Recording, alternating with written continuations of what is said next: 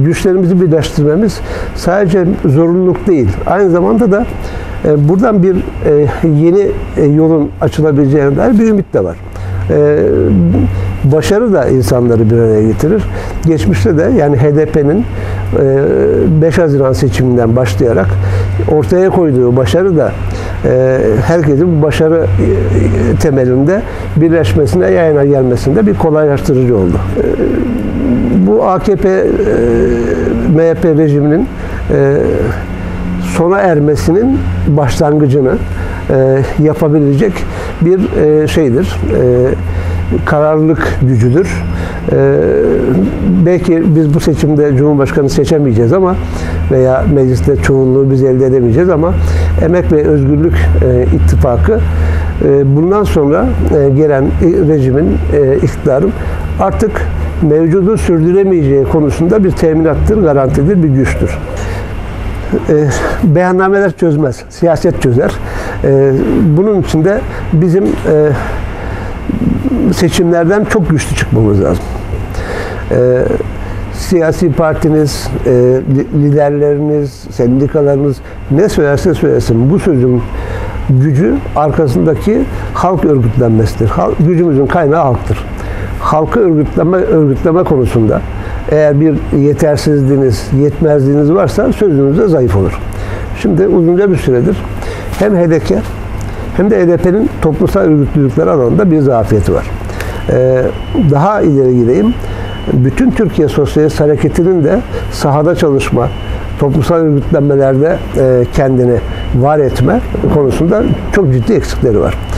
Bu eksikleri de seçim döneminde, hani rutinin dışında söylüyorum, seçim döneminde bir fırsat bilerek herkesin halkın arasına karışması, halka nüfuz etmeye çalışması bir kazanç olur. Yani bu yoksa istediğiniz beyannameyi yazın. Hiçbir önemi yok.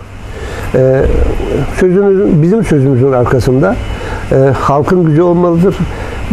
Düzen partilerinin sözünün arkasında devlet var. Sermaye var, başka şeyler var. Bizim sözümüzün arkasında ne devlet gücü var, ne sermaye var, ne uluslararası ittifaklar var. Bizim sözümüzün arkasında sadece halk var. Eğer halkın gücünü örgütleyerek sözümüzün arkasında bulundurabiliyorsak sözümüzü herkes dinler. Anket şirketleri 12-15 diye ölçüyor. Yani elimiz kolumuz daha serbest olsa 20'leri konuşuyor olurduk şimdi. Dolayısıyla bu bir şeydir, ümit kaynağıdır, bir enerji kaynağıdır, heyecan kaynağıdır. Görüyorum, zaten bir araya geliş bile, Emek Özgürlük İttifakı'nın bir araya getirdiği güçler bile bir enerjinin hissedildiğini ortaya koyuyor. Gösteriyor, evet. Burada bir enerji var, burada bir yenilik var, bir yol açılıyor. Bunun heyecanını duyuyor insanlar. Hani yüzler olmayacak ama yani 100 kişiden oluşan, yüzü geçen kişide, hani yüzleri o manada söylüyorum, bir hedef konmuş. Buraya ulaşılır mı bilmiyorum ama makul bir hedef yani.